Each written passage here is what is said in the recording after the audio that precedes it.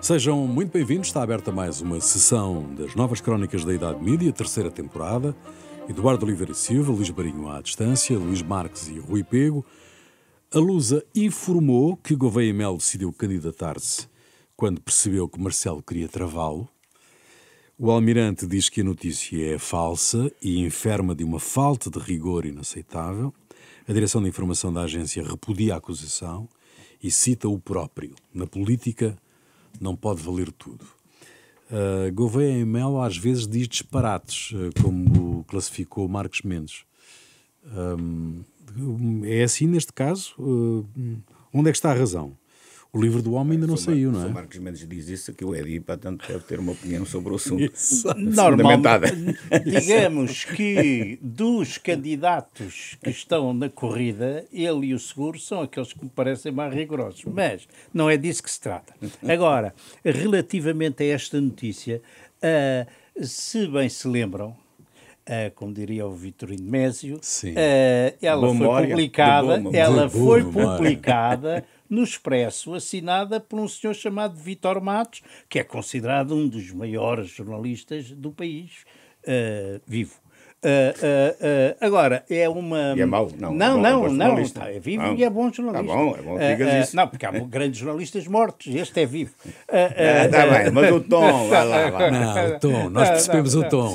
E, portanto, a notícia tinha sido amplamente falada naquela altura, agora é retomada aparentemente num livro que ainda, pelos vistos, não saiu, não tenho, mas dá-me ideia que a notícia na altura foi acolhida com normalidade e, portanto, agora se calhar incomoda o Almirante na altura. Há uma coisa que eu sei, é que não venham cá com histórias, porque também ninguém chega a chefe de Estado-Maior da Armada sem conotações políticas. Portanto, esta coisa de o Almirante é o bacteriologicamente puro, isso também não é assim, não funciona assim. Agora, quanto ao resto, relativamente à Lusa, eu acho que ela é uma empresa que tem, digamos, do ponto de vista da segurança, muita segurança naquilo que publica. O Luís Marinho e eu estivemos lá, sabemos isso bem, portanto, justamente até ver, confio mais na Lusa do que no Almirante, não é? Luís Marinho.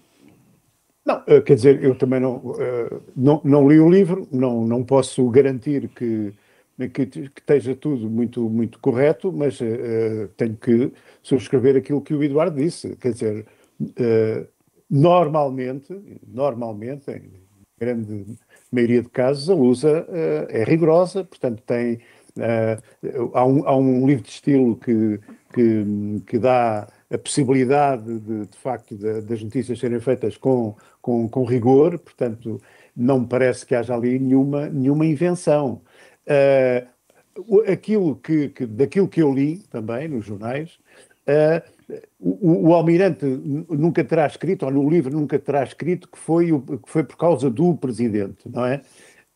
Mas, segundo também li, tudo aquilo que lá está escrito aponta claramente nesse sentido. Portanto, não sei. O que me parece, e já aqui falámos disto, é que esta campanha do Almirante está numa descida vertiginosa. Vamos ver o que é que vai dar, porque de facto isto tem sido casos e casinhos atrás de outros e de facto ele não consegue agarrar aquele pretenso eleitorado que parecia ter. Aqui há meia dúzia de meses, se bem se lembram, nós pensaríamos que seria uma autoestrada para o Almirante, que ia ser um passeio, e nada indica nesta altura que vai ser assim. E já que estamos a falar da Lusa, sim, Luís Marques. Quer dizer, temos que esperar que o livro seja do conhecimento público para saber exatamente o que é que lá está escrito. Até agora, portanto, eu não conheço. Ouvi o Almirante, ouvi a notícia da Lusa, temos que ver o que é que diz o livro. E aí podemos, portanto, aferir quem é que tem razão, se é a Lusa, se é o Almirante. Isto, ir por intuição, não é bom jornalismo, nem é boa forma de analisar, portanto, o que é que se passou. E, portanto, aí vou-me abster de dizer quem tem razão. Relativamente, já voltaremos ao Almirante, não por esse motivo, acho eu, espero que a gente trate disso, mas das entrevistas que estão a ocorrer. Agora já me interessa um bocadinho mais a questão da Lusa, porque eu acho que naquele plano dos média do ano passado, que foi apresentado, aliás, deste ano, já foi deste ano, até parece que foi do ano passado, plano para os média do governo anterior, uma das áreas era exatamente a reestruturação da Lusa. E a verdade é que a Lusa parece que nunca não é reestruturável, nem é reformável. Então não sabe muito bem o que é que o governo quer fazer da Lusa, porque na realidade nacionalizou a Lusa, porque a parte que ainda estava nos privados, o Estado comprou. Ainda falta um bocadinho. Mas comprou é uma coisa mínima, não é?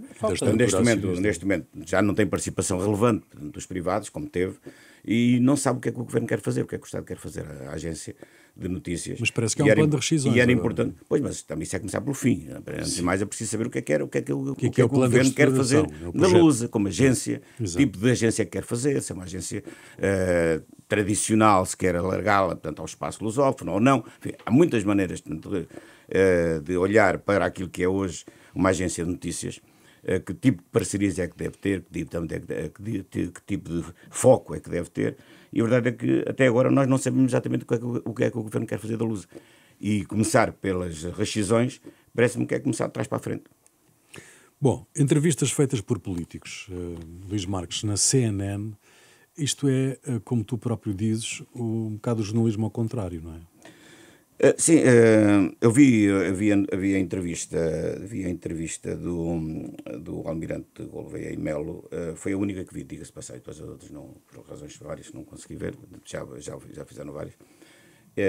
E nessa, ele foi entrevistado por o pivô, que agora não me lembro o nome, mas depois foi entrevistado pelo Francisco Rodrigues Santos, que foi dirigente do CDS, e atualmente penso que, enfim, é apoiante, desde logo é apoiante do Almirante, e do Pedro Costa, portanto foi dirigente do Partido Socialista, e é filho do António Costa.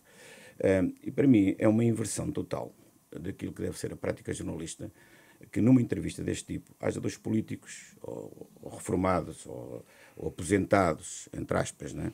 Nenhum deles está mas nenhum deles é, nenhum deles portanto, está assim, aposentados políticos, sim, pela idade, mas no caso concreto nenhum deles está assim, portanto o Pedro Costa está no ativo, tanto quanto sabe, e o Francisco Rodrigues Santos também está no ativo, tanto assim que apoia o Almirante, e vê-los como entrevistadores é uma coisa que me revolta um bocado, porque isto, se uma televisão onde se supostamente pratica jornalismo feita por jornalistas, que depois dá o palco a dois políticos para entrevistarem um outro político, não me parece, portanto, que seja um bom caminho para defender aquilo que deve ser, portanto, a prática jornalista e a isenção do jornalismo na forma como estes assuntos são tratados. Porque nós, as entrevistas, as perguntas, quer a gente quer não, são sempre enviesadas, têm sempre uma outra intenção, não têm a objetividade que o jornalismo deve assegurar.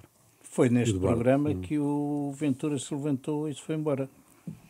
É um igual, em que tem perguntas das pessoas com os mesmos também. Protagonistas. Sim. Portanto, já se viu que o modelo não... Se calhar era melhor pensar noutra coisa. Mas também tem perguntas do público, mas não é? Mas a mim é uma questão, até mais, eu estou um bocadinho atrás disso, não é? Eu estou antes disso, não é? Quer saber se isso deve ser uma boa prática jornalista. Não é, se uma boa televisão deve ter, numa prática não jornalista, que haja entrevistas feitas por políticos. Para isso façam debates. Claro, falta um debate entre políticos. Agora, não fazer um programa de entrevistas em que os entrevistadores são políticos no ativo, não me parece boa prática. Luís Marinho.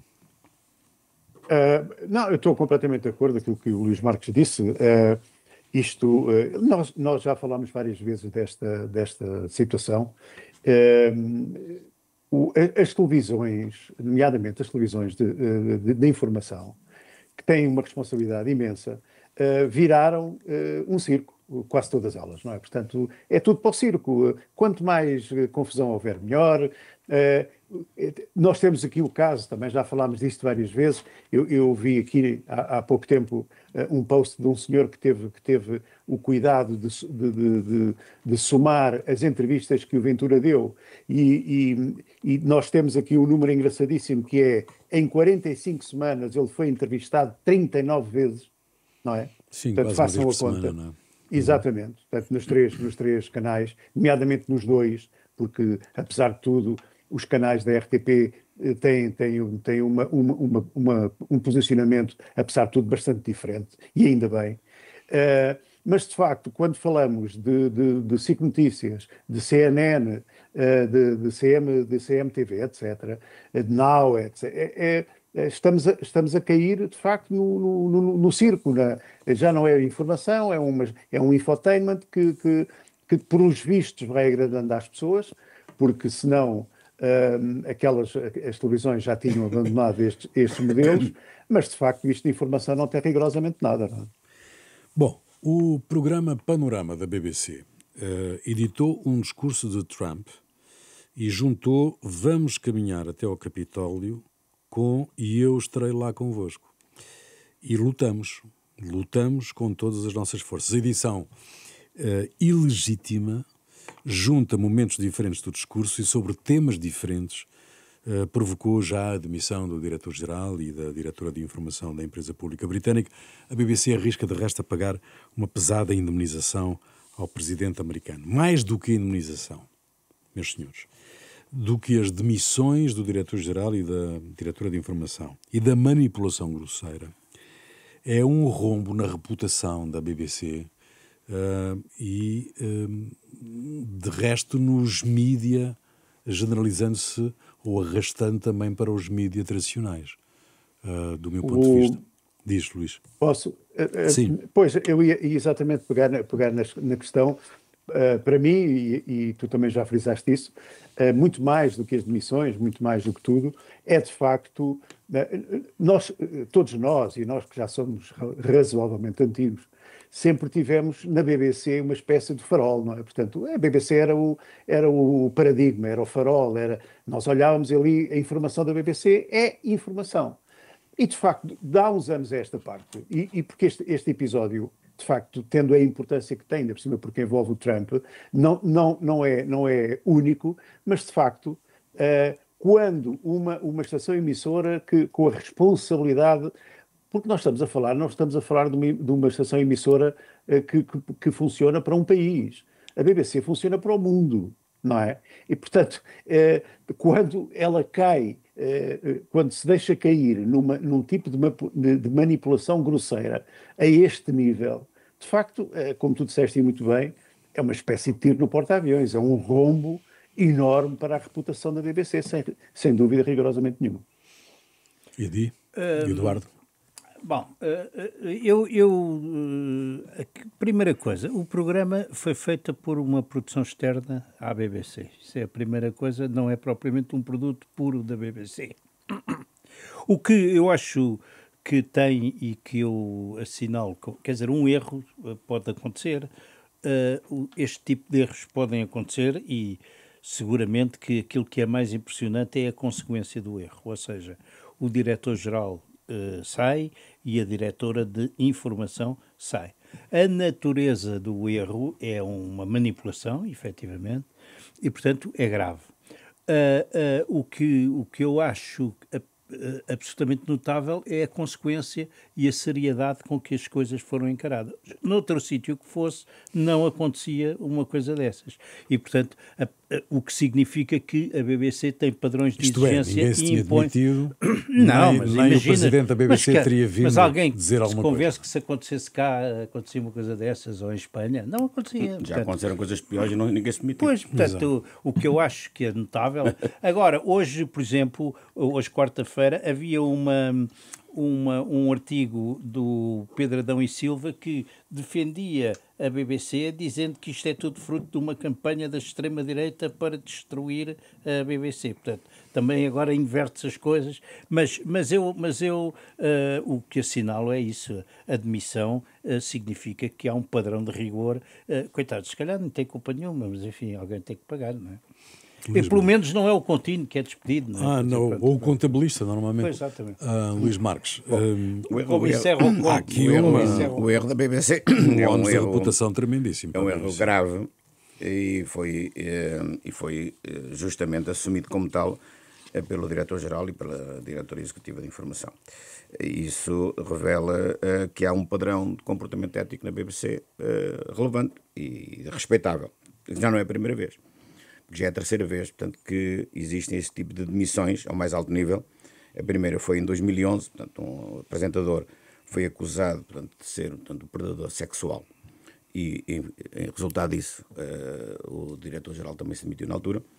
E o caso mais grave foi até em 2003, em um caso chamado o caso David Kelly, que era um cientista que deu informações a um jornalista da BBC sobre, portanto, na altura, a utilização de armas químicas no Iraque. E houve um relatório, portanto, sobre, portanto, a falsidade dos argumentos do governo inglês na utilização dessas armas químicas. A identidade do cientista foi revelada pelo próprio governo. Ele suicidou-se. Veio-se a verificar que o relatório, que a informação não era completamente exata, tinha havido alguma manipulação da informação, e a verdade é que, portanto, em resultado disso, portanto, houve uma demissão também na altura do diretor-geral e do presidente do Conselho de Administração da BBC. Ou seja, não há aqui um padrão da BBC que se mantém. E neste caso concreto, obviamente, houve aqui uma manipulação neste trabalho sobre o Trump, que era absolutamente inaceitável e que induz em erro, portanto, aquilo que disse o presidente americano, independentemente da avaliação que façamos sobre o homem. Isso não é possível. Mas eu gostaria de voltar aqui àquilo que disse o Eduardo sobre aquilo que escreveu o Pedro Adão e Silva, porque nós não podemos confundir as coisas. É tirar de um acontecimento que objetivamente não é aceitável conclusões políticas inaceitáveis. E inversas. Porque o que é que diz o Pedro Adão e Silva? Aceita e confirma que houve uma manipulação da BBC, mas depois atribui as consequências, portanto, desse facto não ao comportamento ético que é exigido a responsáveis da BBC, mas a uma golpada de uma conspiração internacional contra a imprensa livre. E escreve ele: só mesmo uma visão muito ingênua permite essa leitura, a leitura de que, portanto, isto foi uma coisa, que a demissão deles foi por iniciativa deles, ou por princípios éticos, e faz parte de uma ofensiva transnacional à imprensa livre. Ou seja, que há uma ofensiva transnacional à imprensa livre é óbvio. Portanto, associá-la a este facto é que já não é verdade. E, portanto, isso acaba por depois transformar em anedota, ou supostamente anedota aquilo que nós falamos, em ofensivas reais contra a imprensa nacional. Quando se dá exemplos como este, é evidente que isso, portanto, não é verdade, e não é verdade, e transforma isto numa caricatura. Sim, perde credibilidade. Sim. Este artigo vale muito a pena vale a pena ler. Esmiuçar, como se dizia. Sim, esmiuçar. Bom, olha, um amigo teu, sabes quem era? O Ricardo Aruz Pereira, que é teu amigo. Isso é um gênio. Isso é um gênio. O Ricardo Aruz Pereira, o gênio da propaganda o teu amigo mais próximo. Mas acabaste de citar agora. Acabaste de citar. Claro. Não, ele citou sem citar o nome. Não se lembrou. Exatamente. Eu acho que ele vai ter uma estátua ao lado do Ventura, porque nunca ninguém fez tanto para chamar o Ventura para tão alto. Bom, muito rapidamente para falarmos ainda na questão. Isso era outra conversa. Sim, não dava um programa. Dava para dois. Estejam à vontade. Para falarmos ainda da área pública e finalmente RTP Faro, património municipal, finalmente está resolvido. Os terrenos vão finalmente ser afetados para a construção habitacional. Uma polémica que é antiga e que fica agora encerrada com uma resolução do Conselho de Ministros do final de outubro. Fazia sentido defender aquele património, Eduardo? Ou faz mais sentido, quando temos uma crise de habitação tremenda, libertar aqueles terrenos? Tiveste piada agora. Tens que reconhecer. Tiveste muito bem. Eu tive num grupo de trabalho ligado a esse problema e aquilo era muito complicado. Foi no meu tempo, não? Foi. Aliás, foste tu que mandaste tratar do assunto. E aquilo era complicadíssimo, porque aquilo era um terreno que foi cedido à RDP para meter lá o emissor e o posto e, enfim, as instalações, e a RDP à socapa fez o uso capião daquilo, sabendo perfeitamente que aquilo tinha proprietários. E, portanto, na altura, quando a RDP quer dizer o Estado. Sim, mas era a empresa, era autónoma e tentou capturar, e quando nós começámos a olhar para aquilo, percebemos muito, muito bem que não poderíamos ir construir uma coisa lá em cima que mais tarde ou mais cedo poderia iríamos ser corridos dali para fora. De maneira que acho que este é um terreno que está no meio de Faro. Eu percebo que dava jeito. A localização é excelente. É extraordinário. Podia dar um magnífico jardim, mas se der habitação social digna, pois tudo bem.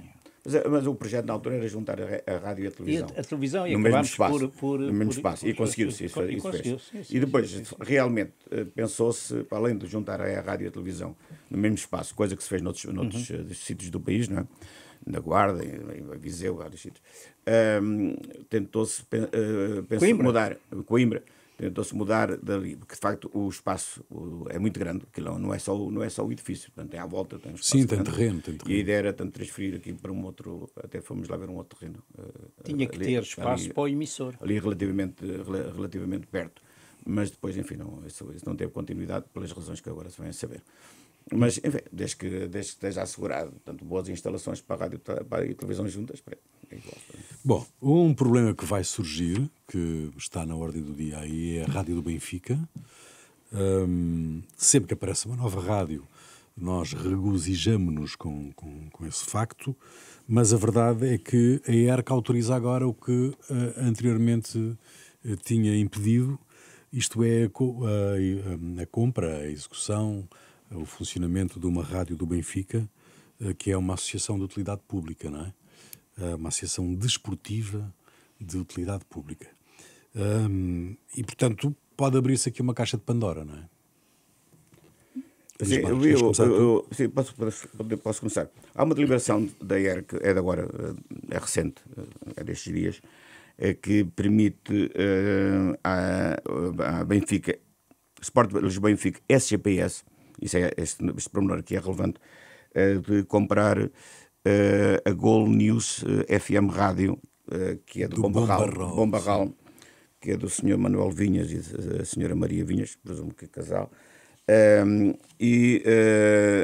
O que é interessante é a justificação, porque enfim, é uma área que eu não conheço assim tão bem, mas li a deliberação e achei estranho que a ERC tenha dito, ou diga, que recusou a mesma operação para uma rádio, a compra da rádio, uma rádio chamada Batida FM, cujo o Benfica FM tentou comprar. O Benfica também é supostamente uma empresa do grupo do Universo Benfica. Tentou comprar e a ERC disse que não, porque não estavam assegurados os princípios da independência e do pluralismo nesta operação. E a mesma entidade que acha que o pluralismo não está garantido nesta operação, acha que está garantido na venda da Gol News à Sport Lisboa e Benfica SGPS. Eu acho muito estranho como é que uma entidade como a ERC considera que está garantido o pluralismo, seja lá o que isso for, numa rádio, portanto, deste tipo, com a sua venda à Sport Lisboa e Benfica SGPS e não ao Benfica, seja qual for, um clube ou FM.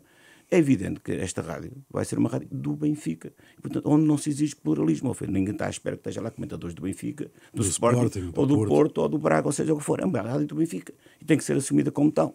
Portanto, que isso não possa ser possível, de acordo com a lei, então a ERC devia assumir isso. Agora, dizer, portanto, que está garantido o pluralismo, porque a estação Gol TV News é vendida ao Sport Lisboa e Benfica, SGPS, e não ao Benfica, enfim, é para mim um bocado bizarro. Um bocado esdrúxulo. É esdrúxulo completamente. Luís Marinho. Não, a única coisa que eu vejo aí é que naturalmente a ERC interpretou isso, a questão do pluralismo, como sendo um pluralismo interno, isto é, ser os adeptos do Rui Costa com os adeptos. Portanto, às tantas, isso é plural. Portanto, mas eu não sei se a Associação de Colombofilia da Ruda dos Vinhos, Luís Marinho, não sei se essa associação também se pode candidatar a uma rádio e comprar uma rádio. Pode, claro que pode. Pode, pela diversidade. Só fala dos pombos da Arruda dos Vinhos. Não, vai certamente falar dos pombos do país todo, porque é uma coisa absolutamente plural. E democrática, até.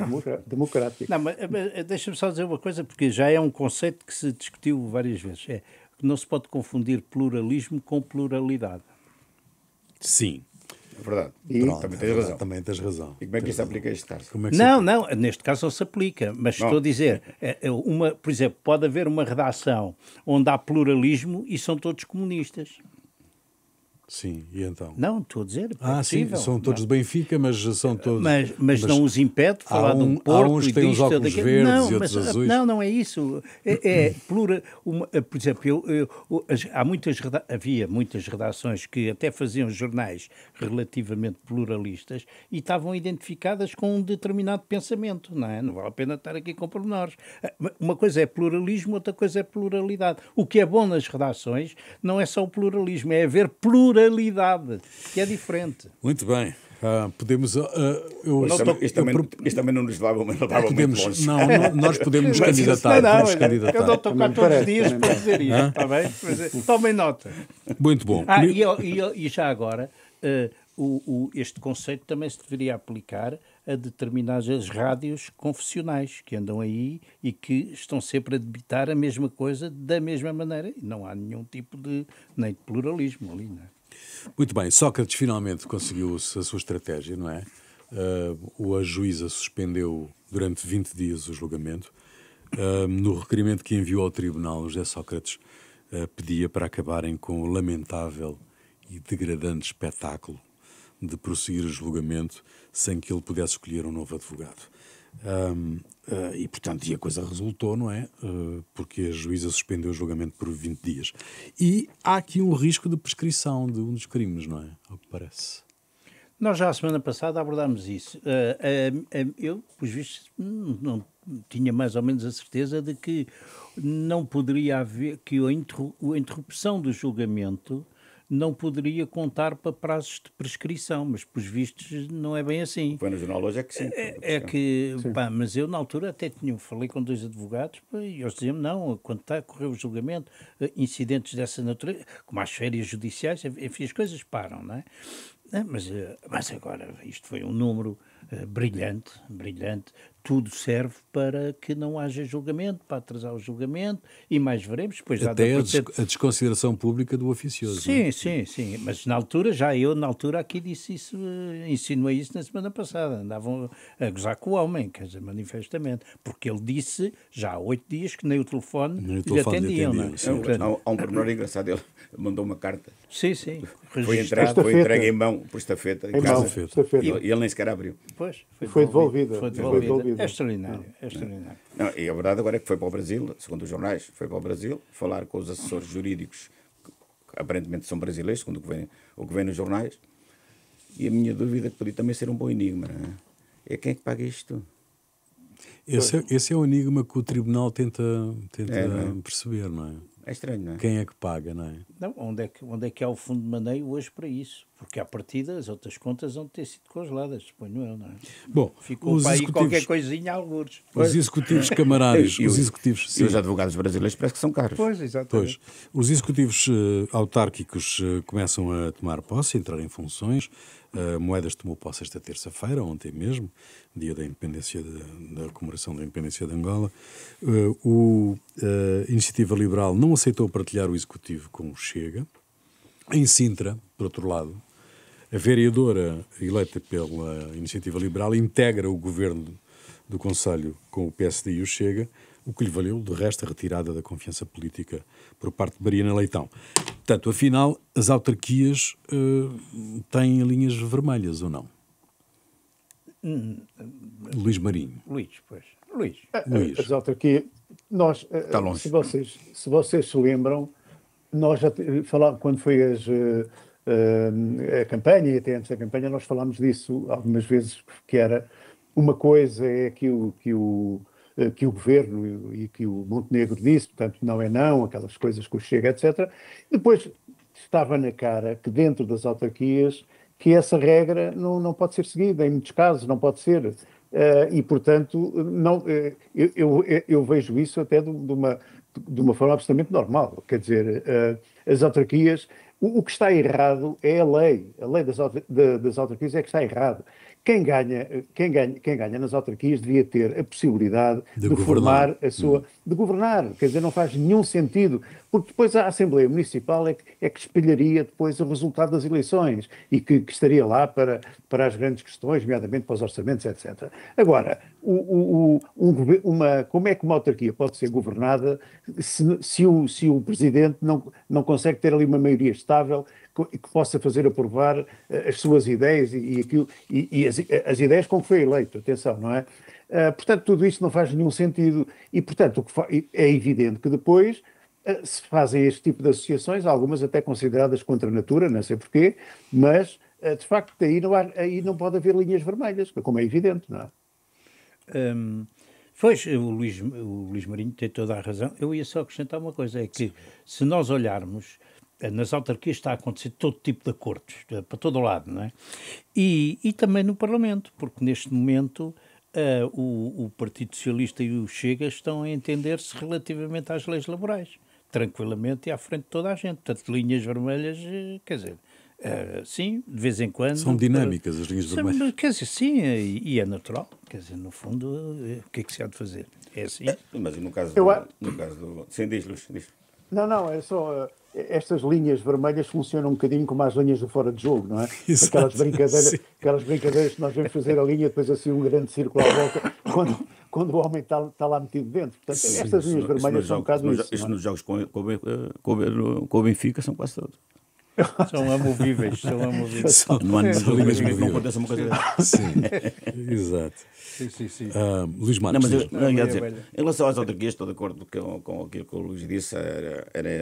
Era importante salvaguardar que a variação eleita, ou seja, tenha a maioria dos votos, possa cumprir o seu mandato. Até porque não é depois muito execuível, portanto, em estruturas que são relativamente pequenas, que haja grandes divisões. Mas em geral, parece-me que é isso que se passa, que depois, na prática, quem tem a liderança da variação, mesmo que não tenha a maioria, consegue executar, mesmo não seja na totalidade. Aqui, o que aconteceu aqui, o que nós estamos aqui a discutir é sobretudo o caso de Sintra, não é? Portanto, onde houve ali uma aliança entre o PS, portanto, entre o PSD e o Chega, e também a IEL e a Iniciativa Liberal, que incomodou muito, portanto, esta nova dirigente da Iniciativa Liberal. Mas tem que se ir habituando a estas coisas, não é? Portanto, ela é uma jovem, não é? Ainda uma jovem, vai-se ter que habituar que a realpolitik, e a realpolitik tem muitas coisas para que se lhe diga. Em relação ao PSD, eu penso que isso não é estranho, não é? Porque, aliás, o vencedor das eleições em Sintra mais ou menos tinha dado sinal, portanto, que era isso que ia fazer. Portanto, não me parece que seja incoerente, para ser sincero. Sim, a questão aqui é a Iniciativa Liberal, não é? Que tomou, no fundo, as dores do PSD em relação às linhas vermelhas, não é? A questão foi um bocado dessa. Bom, quer dizer, eu acho que, portanto, vamos lá ver, a situação para a Iniciativa Liberal é diferente do PSD, porque para a Iniciativa Liberal é uma questão de sobrevivência, não é? Portanto, se não tem um espaço autónomo em relação ao Chega, desaparece, do ponto de vista de fica sem espaço político. Vai-se ver nas presidenciais, entre o Coutrinho e o Ventura. Tem que, se calhar, vai ser dos mais ferozes debates. Já está a ser. Bom, e é preciso dizer que, do ponto de vista da campanha eleitoral em curso, quem tem melhor presença nas redes sociais é o Coutrinho Figueiredo. É o Coutrinho. Claramente. E pelo menos tem que fixar ali um determinado tipo de eleitorado que pode fazer... Pode ser uma surpresa, pá. Sim. E afeta a candidatura, basicamente, do Marcos Mendes. Não podemos deixar de falar aqui das independências africanas, que comemoram-se 50 anos. À meia-noite, às 0 horas de 11 de novembro, Agostinho Neto proclamava solenemente há 50 anos perante a África e o mundo a independência de Angola, e termina aqui este ciclo de celebrações dos 50 anos das independências africanas. 50 anos, que parece muito tempo, é uma vida, mas para um Estado é um abrir e fechar de olhos, não é? No fundo. O que eu não vi, Luís Marinho, e começo por ti, porque tu tens escrito designadamente sobre Angola e sobre o processo angolano, o que eu não vi foi nas televisões portuguesas muita reportagem, muita cobertura das independências africanas. Designadamente esta da independência de Angola, que é a mais importante, sem dúvida. Sim, não, quer dizer, retirando, vamos falar, a RTP, claro que sim. Nas outras televisões a coisa passou completamente, enfim, ao lado. Não passou ao lado, tiveram lá repórteres. Eu penso que a SIC teve repórter e penso que... Sim, a TVI também, mas... A TVI também. Mas sem grande intervenção na antena, não é? Sem grande intervenção, não. O que é que resta disto, aliás, era um bocadinho o meu enigma hoje, e vou-me reservar para o enigma, mas o que faz um bocadinho de impressão é aquilo que os discursos, por exemplo, Marcelo Rebelo de Sousa disse: estamos mais unidos do que nunca. Não é verdade. Não é verdade, quer dizer, não estamos nada mais unidos do que nunca. É uma frase bonita, é linda, mas de facto continua a existir um clima de tensão, continua a haver uma certa... os empresários portugueses nem sempre são bem tratados em Angola, enfim. É aquilo, vamos lá ver, é evidente que o Presidente, se foi lá, se Marcelo lá esteve, obviamente não ia estar a dizer mal. Luís, desculpa, só interromper-te. Eu não ouvi o discurso, ouvi só certos do discurso do João Lourenço, mas dizem-me que o discurso do João Lourenço não foi muito agradável para os portugueses, para Portugal. Não foi, não. Não, começou com a história do colonialismo, mas isso aí é evidente. Mas isso ele tinha que falar disso, até porque isto faz parte do meu enigma, mas eu vou abrir. Continua a ser uma boa desculpa para as coisas que não se fazem. Claro. O Rui disse muito bem que nós estamos a falar de uma independência que tem 50 anos, mas temos um país governável, entre aspas, há 20 e poucos, não é? 23. Tivemos guerra até 2002, portanto temos um país que pode andar um bocadinho para a frente em 23 anos. De facto, 23 anos não é nada para um país. Mas, passados 23 anos, o foco ser outra vez, pronto, eu vou avançar, não interessa, o foco ser outra vez, o nosso objetivo é acabar com a pobreza, é acabar com a fome, é acabar com as desigualdades sociais, francamente, não é? Eduardo, Luís. Eu só queria assinalar isto de outra maneira. Quando se ouve... Eu ouvi o discurso do presidente angolano e irritou-me. Por uma razão. É porque é muito fácil falar do colonialismo e atirar para Portugal e os portugueses. Mas talvez ele não se lembre de que Portugal não era um colonialismo como o francês, como o inglês. Portugal vivia numa ditadura. E, portanto, mesmo que os portugueses fossem anticoloniais, não podiam fazer nada, porque era o regime que impunha a guerra colonial. E, portanto, é uma baralhação, se quiseres, que eles usam, porque convém não esquecer que o 25 de Abril tanto libertou a sociedade portuguesa como a de Angola, Moçambique, Guiné, Cabo Verde, tudo. E, portanto, é um absurdo aquilo que colocar esta questão quase os portugueses, o povo português. O povo português não tinha vontade nenhuma de fazer a guerra colonial, não é? Como é evidente, não? Bem, que o colonialismo não é responsável por tudo é uma evidência. Não, desculpa só para dizer, a Inglaterra era um país democrático e era colonial, a França era um país democrático e era colonial, a Bélgica era um país democrático e era colonial. Portugal não era o caso. Não é? E foram um colonialismo mais violentos que o nosso. Bem mais violento que o nosso. O belga, em particular. Lá o homem que aprende a história. Agora, enfim, a responsabilidade, atirar a culpa para cima dos outros é sempre mais fácil, não é? E atirar a culpa para cima do colonialismo, todas as falhas internas, portanto, é o mais fácil também neste caso. Bom, o que é que eu devo dizer sobre isto? Não tenho grande coisa a dizer, a não ser que me pareceu que a cobertura da comunicação social foi abaixo daquilo que eu estava à espera, acho que poderia haver um destaque maior. Duas notas positivas. Uma, a cobertura da Antena 1 que eu ouvi na rádio foi boa, bem feita, boa reportagem, bons diretos, bons comentários, boas opiniões. Gostei bastante, acho que foi digna. Há um documentário que eu já vi umas certos do público sobre reações dos chamados retornados, pessoas que viveram em Angola e que tiveram que sair, muito interessante, portanto, vale a pena ver. E é isso, portanto, e em geral, portanto, é isso que me oferece dizer.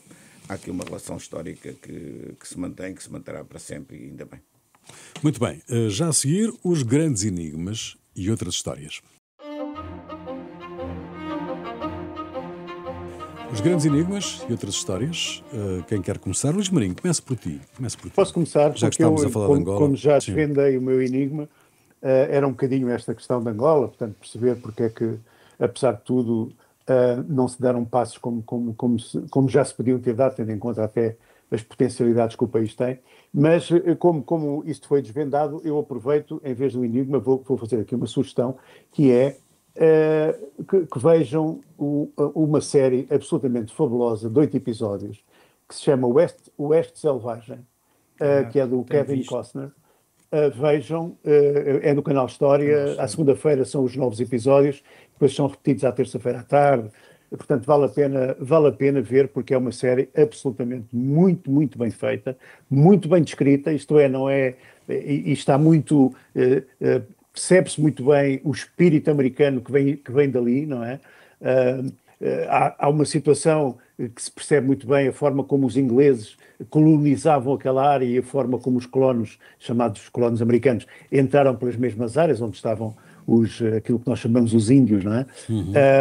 Que eram territórios já ocupados por eles, e portanto vale muito a pena ver. Ok, 335 milhões em impostos, MIMI, IRC, imposto de selo, devidos pela EDP pela venda das barragens à Angi. As finanças nunca cobraram, o Ministério Público mandou pagar, o Ministro Sarmento não encontrou melhor maneira para dizer, pelo facto da EDP ainda não ter pago, que os contribuintes podem contestar. Podem, mas depois de pagar. Habitualmente o que acontece connosco é primeiro pagas, depois contestas. É assim para qualquer contribuinte. Com a EDP é diferente? É um Estado dentro do Estado. Respondes ao enigma já. Não é na próxima semana já. Sim. Bom, agora passo eu. Luís Marques. Vai ser aprovado, ainda não foi. Já foi aprovada a Lei da Nacionalidade, portanto agora veremos o que é que o Presidente vai dizer. Mas uma das regras que foi introduzida nesta Lei da Nacionalidade é que os candidatos à nacionalidade portuguesa têm que saber português, têm que fazer uma prova de português.